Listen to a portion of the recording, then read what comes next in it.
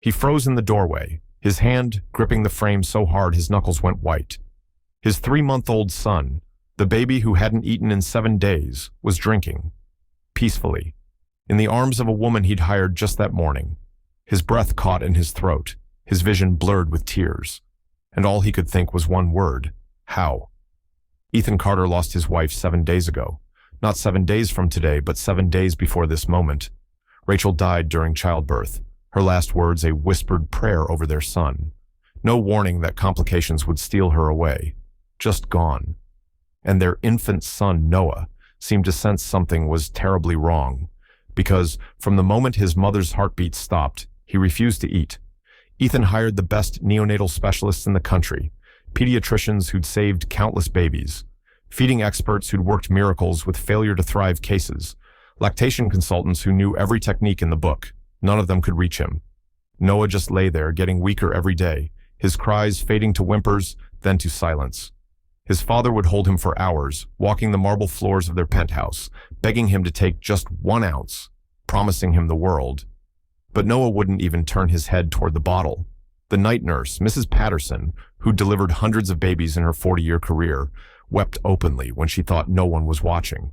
She'd never seen anything like it. Ethan Carter was a billionaire investment tycoon. He'd built empires, closed billion-dollar deals with a single phone call. He could buy the best medical equipment in the world, fly in any specialist within hours, have anything money could purchase delivered to his door. But he couldn't make his son eat. He couldn't save his own child. Then one morning, a new maid arrived at the penthouse. Her name was Grace Miller. She was young, soft-spoken, and came from a part of the city where people prayed more than they spent, where faith was currency when money ran out. When Mrs. Patterson briefed her on Noah's condition, her voice breaking as she explained the 7 days of refusing food, Grace didn't look shocked or overwhelmed. She looked like she understood something no one else had seen yet. Because when Grace was 9 years old, she watched her baby brother stop eating after their mother died. She remembered the fear that filled their small apartment, the way adults rushed around trying everything while missing the one thing that mattered. She remembered what finally brought him back. That afternoon, Grace asked if she could sit with Noah for a while, not to feed him, not to follow a schedule, just to sit with him. She didn't bring charts or bottles or medical equipment. She brought herself. She settled into the rocking chair by the window, where late afternoon sunlight pooled like liquid gold, and she held that tiny baby against her chest, skin to skin, heart to heart. She didn't rush. She just hummed. An old hymn her grandmother taught her, something about peace, like a river. And then she prayed, not loudly, not performing for anyone watching. She prayed like she was having a conversation with someone she knew was listening. She prayed peace over the baby, over the room, over the fear that had been choking the life out of this home for 7 days. Noah's breathing changed first, then his body relaxed, his tiny fist uncurled. The next morning, Grace prepared a bottle the same way every nurse had for 7 days. Same formula, same temperature, same everything. But when she picked up Noah, she did something different. She didn't try to feed him right away. She held him close, hummed that same hymn, and waited. She waited until his body remembered what peace felt like. And then, as naturally as breathing, she offered him the bottle. Ethan was in his office trying to focus on emails he couldn't read through the exhaustion when Mrs. Patterson appeared in his doorway. Her face was white, her hands were shaking, and all she could say was, "Mr. Carter, you need to come upstairs, right now." He took the stairs 2 at a time, his heart hammering against his ribs, terrified of what he'd find. He ran down the hallway toward Noah's nursery and stopped, just stopped, in the doorway, unable to move, unable to breathe. There was his son, his baby boy, who hadn't eaten in 7 days, who'd been fading before his eyes while he stood helpless. Noah was drinking, slowly, steadily, his tiny hand resting against the bottle, his eyes half closed in contentment. And sitting in the rocking chair, bathed in morning light, was Grace. This woman he barely knew. This maid who'd walked into his life less than 24 hours ago. She wasn't doing anything medical. She wasn't following a procedure. She was just holding his son, singing softly, being present in a way no one else had been. Ethan felt his knees go weak. He gripped the doorframe to stay upright. Tears poured down his face, and he didn't even try to stop them. For the first time in 7 days, for the first time since Rachel died, for the first time since his world shattered into pieces, he felt something shift, something beyond medicine, beyond money, beyond anything he could control. Before we begin, click subscribe and hit that like button. Tell me where in the world you're watching from, because if you've ever felt powerless watching someone you love slip away, if you've ever thrown money at a problem that couldn't be solved with your bank account, if you've ever wondered why God feels silent when you're screaming for help, you need to hear what happens next.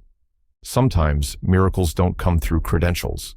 Sometimes God sends help wrapped in humility, carrying peace instead of procedures. Sometimes the answer to your desperate prayer walks through your door so quietly you almost miss her. This is the story of how a billionaire learned that his money meant nothing, and a maid showed him that faith means everything. But to understand how it got to this moment, to understand why a 3-month-old baby would choose death over life, and why God would send a 24-year-old maid to do what doctors couldn't, we have to go back. Back to 7 days earlier. Back to the moment everything fell apart. Back to the day Ethan Carter's world died along with his wife. Grace Miller had been cleaning houses since she was 16, not because she loved it, but because it was honest work that paid the bills when her grandmother got sick. She grew up in a neighborhood where broken streetlights never got fixed, and corner stores had bars on the windows, where people knew their neighbors, not because it was trendy, but because you needed someone to watch your back. Her grandmother raised her after Grace's mother died when she was 9. Mama Ruth was the kind of woman who prayed over everything, over meals that barely stretched to feed them both, over bills she couldn't pay, over Grace's homework and scraped knees and broken hearts. She taught Grace that poverty wasn't a curse, it was a classroom, that sometimes God allows you to have nothing so you learn to need Him for everything. Grace learned early that peace could heal what medicine couldn't. She'd watched it happen with her baby brother Marcus. After their mother died, he stopped eating just like Noah. The free clinic doctors said it was trauma. They gave him medications that made him sleep, but didn't make him hungry. But Mama Ruth knew better. She held that baby for hours, singing hymns and praying until something shifted in the spiritual realm, until fear loosened its grip, until Marcus remembered how to live again. When the agency called about a position at the Carter penthouse, Grace almost said no. She didn't know anything about billionaires except that they lived in a different world, but something in her spirit said go. So she went. The moment she stepped off the elevator into the penthouse, she felt it. The weight. This place was beautiful in the way magazine spreads are beautiful. All marble and floor-to-ceiling windows and furniture that looked like it had never been sat on. But it felt like a mausoleum, expensive and cold and full of grief that money couldn't renovate away. Mrs. Patterson met her at the entrance, professional and kind, but carrying exhaustion in her eyes like luggage she couldn't set down. As she gave Grace the tour, pointing out which cleaning products to use on which surfaces, Grace noticed something: the silence. In a home this size, there should have been some sound, music, television, something. But there was nothing except the quiet hum of central air and the distant beeping of medical equipment. Then she heard it, a weak, thin cry from upstairs. Not the healthy wail of a hungry infant, something softer, something fading. Mrs. Patterson's face tightened. That's Noah, Mr. Carter's son. He hasn't eaten in 6 days. She paused, her voice dropping. We're losing him, Grace. The doctors don't say it out loud, but I can see it in their eyes. We're losing him. Grace asked if she could see the baby. Mrs. Patterson hesitated, then nodded. They climbed the curved staircase to the nursery, a room decorated in soft grays and whites, with a crib that probably cost more than Grace made in 3 months. But none of the expensive decor mattered because the room felt wrong. Heavy, like fear had moved in and claimed every corner. Noah lay in his crib, his tiny chest rising and falling too slowly. A nurse Grace didn't recognize was charting vitals with mechanical precision. Grace moved closer and looked at him, really looked, not at the medical equipment or the charts or the feeding schedule posted on the wall. She looked at his spirit. This baby was shutting down, not just his body, his will to live. She'd seen it before, in Marcus, in kids from her neighborhood who'd witnessed too much violence too young. Sometimes the soul decides it's safer to retreat than to stay present in a world that hurts too much. Grace reached out and gently touched Noah's hand. He flinched. His whole body went rigid at her touch, like he was bracing for more pain. The nurse barely glanced up. He does that with everyone, stiffens during feedings, fights the bottle. The specialists think it's a neurological response to trauma. Grace knew better. It wasn't neurological, it was spiritual. This baby could feel the fear filling the room every time someone tried to feed him. The desperation, the panic. Adults trying so hard to fix him that they forgot to just be with him. Over the next few hours, Grace watched the system in motion. Doctors swept in and out, checking vitals and conferring in hushed tones. Nurses followed rigid schedules, documenting every failed feeding attempt. Ethan Carter appeared briefly, impeccably dressed, even in his grief, speaking to specialists on the phone while standing at his son's crib. Everyone was doing their job, everyone was trying, but no one was seeing what Grace saw. She tried once, gently. After a doctor finished examining Noah and stepped into the hallway, Grace followed. "Excuse me, doctor. I was just wondering, has anyone tried just holding him? Skin to skin, without trying to feed him first?" The doctor looked at her like she'd suggested treating the baby with crystals and essential oils. "We're following evidence-based protocols. This isn't a matter of holding. It's a matter of nutrition. The baby needs calories." Grace nodded and stepped back. She knew that tone. It was the same tone people used when they thought you were too poor or too uneducated to understand complex things. She'd heard it her whole life.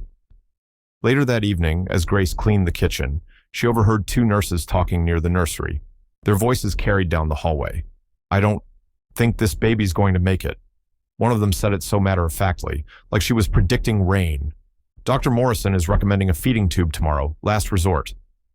Grace's hands stilled on the counter she was wiping. A feeding tube, which meant they'd given up on Noah choosing life. They were going to force it. She felt something stir in her chest. That familiar nudge, the one Mama Ruth taught her to recognize. God's gentle push toward purpose. But Grace hesitated. Who was she to interfere? She was just the maid. These were educated people, experts, doctors who'd spent decades learning how to save lives. But the nudge persisted. That night, Grace stayed late, finishing tasks she could have left for morning. The penthouse grew quiet as staff departed. She found herself standing outside the nursery, watching through the cracked door as Mrs. Patterson rocked Noah, tears sliding silently down her face. Grace walked to the laundry room, closed the door, and sank to her knees on the cold tile floor. She whispered into the darkness, into the presence she'd learned to trust long before she understood it. "Lord, if you brought me here, show me why. Show me what you want me to do." And in the silence that followed, Grace heard her grandmother's voice in her memory, as clear as if Mama Ruth was standing right beside her. "God doesn't always heal loud, baby. Sometimes he heals soft. Sometimes he sends the quietest person in the room to do the loudest miracle." Grace stayed on her knees, praying for a baby she'd just met and a father she barely knew, in a house where no one was watching her, where no one expected anything from her except clean floors and folded laundry, which was exactly why God could use her. Morning arrived with the kind of sterile efficiency that happens in homes where hope is running out. Grace watched from the hallway as medical equipment she didn't recognize rolled past her toward the nursery. The feeding tube had arrived. Dr. Morrison stood at Noah's crib, explaining the procedure to Ethan in that careful tone doctors use when they're trying to make invasive sound reasonable. "It's a simple nasogastric tube, Mr. Carter. We'll insert it through his nose, down into his stomach. He'll receive nutrition directly. It's our best option at this point." Ethan stood there in yesterday's dress shirt, wrinkled and unbuttoned at the collar. He hadn't slept. Grace could see it in the way he held himself, like a man barely standing. He nodded slowly, but his eyes were somewhere else. Somewhere past the doctor, past the medical equipment, past everything. She watched Noah in the crib. 7 days without proper nutrition, and his cry had become almost soundless. Just a whisper of protest. His tiny fists curled weakly against his chest. His skin looked thin, translucent, like he was already halfway between this world and the next. Grace felt it then. Not a gentle nudge this time. An urgent push. like a hand at her back, propelling her forward, like God himself saying, now, right now, before it's too late. Her heart hammered against her ribs. Her hands trembled. She was just the maid. Who was she to interrupt doctors and billionaires and life-or-death decisions? But the push came again, stronger, undeniable. She stepped into the nursery doorway. "Excuse me." Every head turned. Dr. Morrison looked annoyed. The nurses looked confused. Ethan looked through her like she was invisible. Grace's voice came out quieter than she intended. "Before you do that, before the tube, could I try something? Could I just hold him for a moment?" Dr. Morrison's expression hardened. "Ma'am, we don't have time for unproven interventions. This baby needs medical care, not comfort measures." "I understand that." Grace took another step into the room, her voice steadier now. "But what if he just needs peace first? What if fear is what's keeping him from eating?" The doctor opened his mouth to respond, but Ethan spoke first. His voice came out hoarse, barely above a whisper. "Let her try." Dr. Morrison turned. "Mr. Carter, I strongly advise against delaying treatment."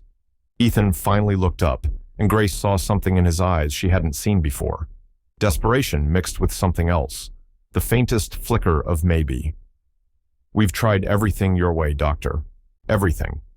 And my son is dying. So yes, let her try." The room went silent. Tense. Grace could feel the resistance like a physical force. The nurses exchanged glances. Dr. Morrison crossed his arms, but no one stopped her as she moved toward the crib. She reached for Noah, and Mrs. Patterson whispered, "Be careful. He stiffens when you try to hold him." Grace lifted the baby gently, feeling how light he'd become. How fragile. She carried him to the rocking chair by the window, where morning light spilled across the floor like liquid grace. And then she did something that made the nurses shift uncomfortably. She unbuttoned the top of her uniform and held Noah against her bare chest, skin to skin, heart to heart. His tiny body went rigid, just like Mrs. Patterson said, bracing, fighting. Grace didn't try to force him to relax. She just held him, steady, present. And then she began to hum, an old hymn, the same one Mama Ruth used to sing over Marcus, over her, over anyone who came to their small apartment carrying burdens too heavy to carry alone. "It is well with my soul." The melody filled the room softly, wrapping around the medical equipment and the fear and the desperation. Grace closed her eyes and prayed, not out loud, not performing for the audience of skeptics watching her. She prayed with authority, the kind of prayer that doesn't beg but declares, that doesn't hope but knows. She prayed peace over Noah's body, over his spirit, over whatever trauma had convinced this baby that living hurt more than dying. She prayed against fear, against grief, against every force trying to steal this child's life. And something shifted. Noah's breathing changed first. The rapid, shallow pattern slowed, deepened. His rigid body began to soften against her chest. His tiny fist uncurled, and his fingers spread across her collarbone like he was reaching for something he'd been missing. Grace opened her eyes and looked at Mrs. Patterson. "The bottle, please." Mrs. Patterson handed it over with shaking hands. Grace brought it to Noah's lips, not forcing, not pushing, just offering. And she kept humming, kept praying, kept being the peace this baby desperately needed. For a moment, nothing happened. The room held its breath. Dr. Morrison shifted impatiently. Then Noah's mouth opened. His lips closed around the bottle's nipple, and he drank. The room froze. Every person stopped moving, stopped breathing, watching something that shouldn't be possible. Noah drank steadily, his eyes half closing in contentment, his body fully relaxed now against Grace's chest. Ethan made a sound, something between a gasp and a sob. His hand flew to his mouth. Tears streamed down his face, and he didn't even try to stop them.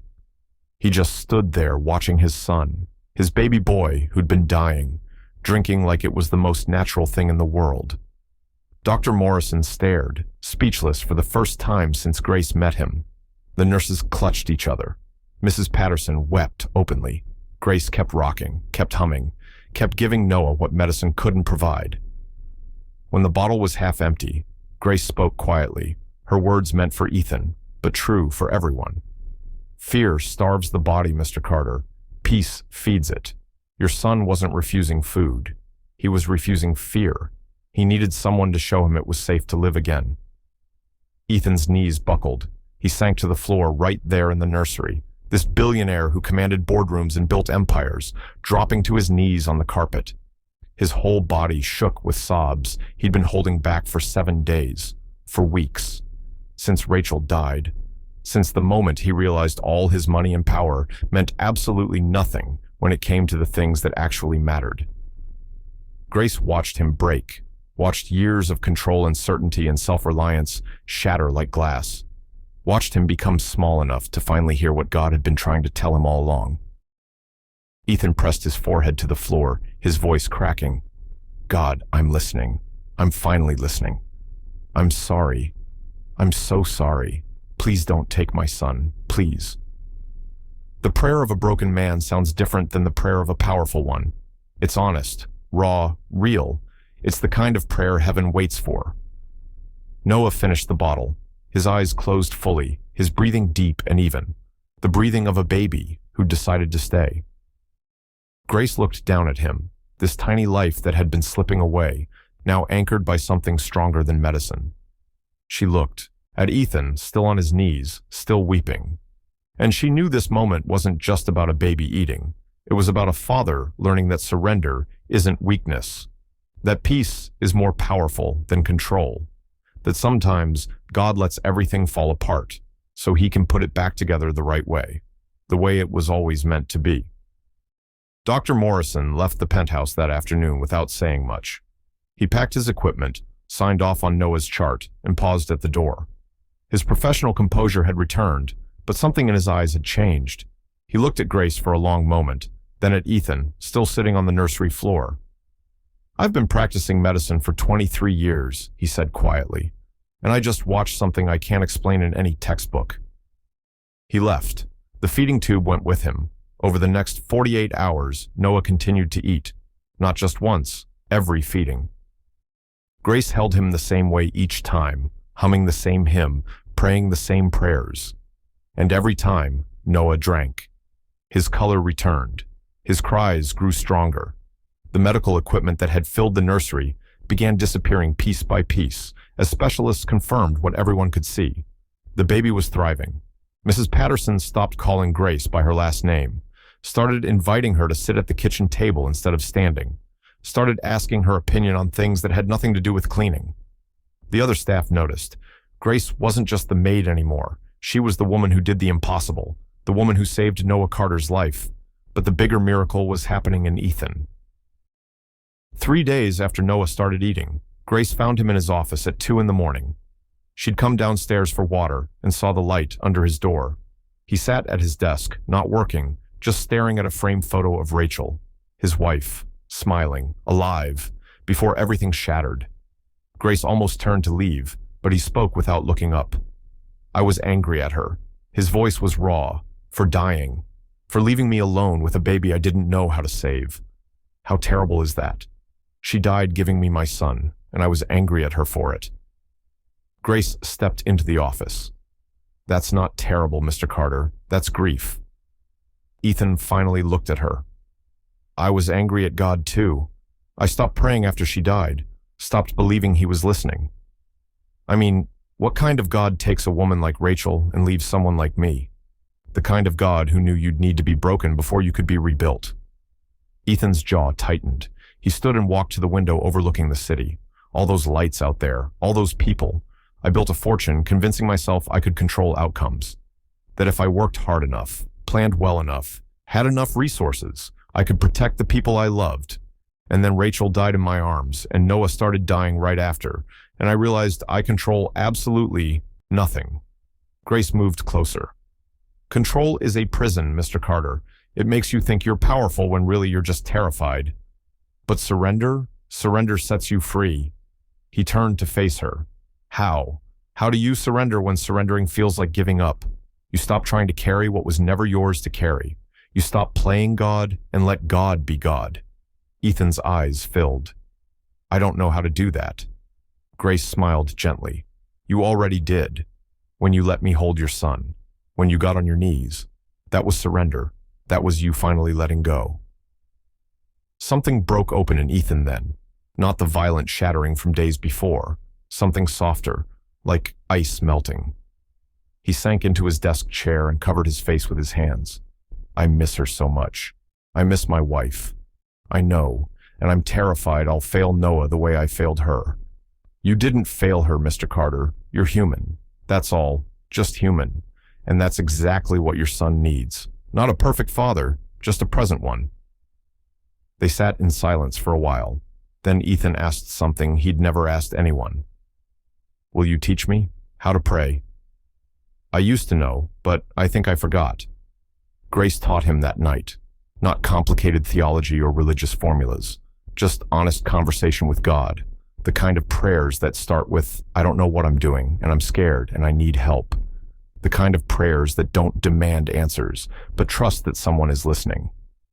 Ethan prayed for the first time in months, and when he finished, he felt something he thought he'd lost forever. Hope. The penthouse began to change after that, slowly at first, then undeniably. One morning, Grace came downstairs and heard music playing, jazz, Rachel's favorite. Ethan was in the kitchen making coffee, and when she walked in, he actually smiled. Not a big smile, just a small one. But it was there. Light started streaming through windows that had been covered by heavy curtains. Mrs. Patterson started humming while she worked. The chef began cooking meals with color again instead of just beige efficiency. Laughter returned. Real laughter. The kind that happens when people remember that life, even painful life, is still worth living. Grace became part of the family in ways neither she nor Ethan planned. She didn't just clean anymore. She sat with them at dinner. She rocked Noah when Ethan needed a break. She prayed with Ethan when the grief hit hard at 3 a.m. She reminded him daily that healing isn't linear, and faith isn't about never doubting. It's about choosing to believe even when believing is hard. One evening, as Grace prepared to leave for the day, Ethan stopped her in the foyer. He held Noah in his arms, the baby healthy now, gaining weight, full of life. Grace, I need to say something. She turned. Thank you. Ethan's voice cracked. Thank you for saving my son, for saving me. I don't know what I would have done if you hadn't walked through that door. Grace shook her head gently. Mr. Carter, I didn't save him. God did. I just stayed. That's all any of us can do when God asks us to show up. We just stay. Ethan looked down at Noah, then back at Grace. Then thank you for staying. Thank you for being what I couldn't be for him. Peace. You can be that now too. You already are. Noah made a sound, a happy coo, and reached his tiny hand toward Grace. She touched his fingers, marveling at how warm they were. How alive. 7 days ago, those fingers had been cold and listless. Now they gripped her thumb with strength. Ethan watched them, his son and the woman who showed him what faith looks like when it's not just words. You know what I realized? He said quietly. I spent my whole life building a kingdom I could see, but God was trying to show me a kingdom I couldn't. One where the least becomes the most, where the last becomes first, where a maid teaches a billionaire how to surrender. Grace smiled. That's the kingdom that lasts, Mr. Carter. That's the one worth building. She left that evening as the sun set over the city, painting the sky in shades of amber and gold. Behind her, in the penthouse that had felt like a tomb just days ago, life hummed again. Music played, a baby laughed, a father prayed, and God smiled at the work he'd done through ordinary hands that trusted him. The billionaire's son hadn't eaten for 7 days. But the real hunger was never food. It was peace. Peace that medicine couldn't prescribe and money couldn't buy. Peace that only comes when fear is cast out and faith walks in. Peace that arrives through the most unexpected messengers. Grace Miller wasn't a doctor. She wasn't a specialist. She was just a young woman who knew how to pray and how to stay. But that was enough, because God doesn't need credentials to perform miracles. He just needs willing hands. And sometimes those hands belong to the person no one is watching, the one who cleans in silence and prays in secret, the one who understands that control is an illusion, but surrender is power. The one who knows that healing happens not in the noise of desperation, but in the quiet of presence. Money cannot heal fear. Control cannot replace faith. And God often sends miracles disguised as ordinary people, doing extraordinary things in the simplest ways possible. Sometimes the impossible happens when someone simply stays,